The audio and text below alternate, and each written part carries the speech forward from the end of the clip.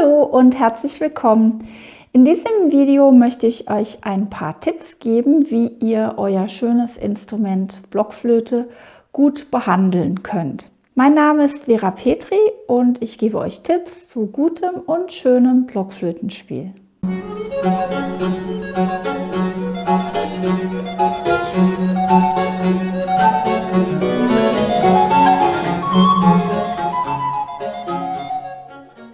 Wie könnt ihr pfleglich und gut mit eurer Blockflöte umgehen beim Spielen, aber auch beim Aufbewahren? Meine Tipps drehen sich heute um Blockflöten aus Holz, denn Holz ist ja ein lebendiges Material und ist auch empfänglich für Umwelteinflüsse wie Feuchtigkeit oder auch Temperaturunterschiede. Und da müsst ihr so ein paar Sachen beachten, damit euer Instrument möglichst lange lebt und schön klingt. Ob ihr nun spielt oder nicht spielt auf der Blockflöte, es ist immer gut, wenn Luft dran kommen kann. Und ganz allgemein würde ich die Blockflöte möglichst nicht in einem Kasten aufbewahren oder irgendwo im Schrank weggelegt, falls ihr die Möglichkeit habt. Also ich habe, wie ihr ja wisst, hier meine Blockflöten immer stehen. Und ich denke, das ist auch eigentlich gut, weil dann Luft drankommt und eventuell Feuchtigkeit noch entweichen kann. Das ist natürlich besonders wichtig, wenn ihr gespielt habt, dann ist die Blockflöte feucht von innen und dann ist es wirklich sehr wichtig, dass ihr die an der Luft erstmal trocknen lasst, einige Stunden. Sonst könnt ihr im schlimmsten Fall Schimmel bekommen. Das ist jetzt übrigens auch ein Tipp für die Kunststoff-Blockflöten. Da kann das wahrscheinlich auch passieren. Auf jeden Fall lasst Feuchtigkeit raus und lasst Luft dran, so viel wie es geht, an eure Blockflöte. Dann ist es natürlich auch noch selbstverständlich, dass ihr die Blockflöte nicht auf die Heizung legt zum Trocknen und auch nicht in die Sonne. Ihr müsst auch ein bisschen aufpassen, wenn eure Blockflöten irgendwo im Zimmer stehen oder liegen, dass nicht durchs Fenster die Sonne drauf scheinen kann, denn das kann ja sehr heiß werden. Und da sind wir gleich beim nächsten Punkt, denn Holz mag keine krassen Temperaturwechsel. Also zum Beispiel, ja, wenn die Blockflöte plötzlich total heiß wird, dann tut sich irgendwas mit dem Holz. Oder wenn ihr zum Beispiel bei Minusgraden draußen, wenn es sehr kalt ist, ins Zimmer kommt und dann sofort spielt, dann ist euer Atem warm natürlich und die Blockflöte ist ganz kalt. Und das ist gar nicht gut fürs Holz. Da könnt ihr meines Wissens sogar Risse bekommen. So, und damit überhaupt erst nicht so viel Feuchtigkeit eintreten kann ins Holz, ist es wichtig, dass ihr Blockflöten aus zumindest Edelhölzern regelmäßig ölt, damit das Holz sozusagen versiegelt wird und die Feuchtigkeit gar nicht so eintreten kann. Das macht man natürlich erst, wenn die Blockflöte vorher gut getrocknet ist, sonst würde man die Feuchtigkeit ja einschließen im Holz.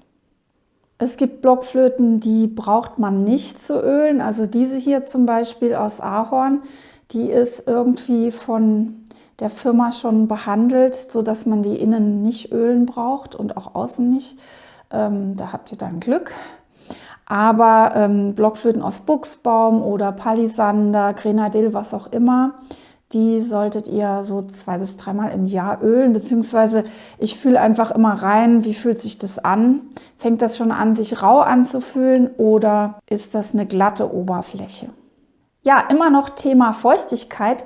Wenn ihr gespielt habt oder auch wenn eure Blockflöte beim Spielen verstopft, dann könnt ihr natürlich hier den Windkanal ausblasen und das sollt ihr bitte nicht so machen, dass ihr hier mit dem Finger reingeht und dann durchblast, also beim Kopfstück, weil nämlich dieses hier am Labium, dieser Teil Holz hier sehr, sehr dünn ist und man den sehr leicht beschädigen kann.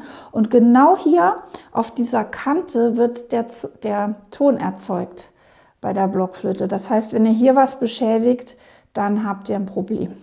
Und deshalb geht es auch viel effizienter. Man kriegt viel mehr Feuchtigkeit raus, wenn man eben mit der flachen Hand, so wenn man einen Pony füttert und nicht gebissen werden will, hier unten verschließt und dann durchbläst, dann kommt oben ordentlich was raus und das funktioniert auch sehr gut. Und wenn ihr eure Blockflöte jetzt ganz trocknen lasst nach dem Spielen, dann schaut, dass die Feuchtigkeit vom Block, von diesem Holzstück hier, weglaufen kann. Denn dieser Block, der in der Regel aus Zedernholz gemacht ist, der kann gar nicht gut die Feuchtigkeit vertragen. Also je mehr die Feuchtigkeit weglaufen kann von diesem Block, desto besser. Und das ist übrigens auch beim Ölen ganz wichtig, dass hier nie Öl drankommt an dieses Stück Holz. Also Kopfstücke möglichst immer hinstellen zum Trocknen.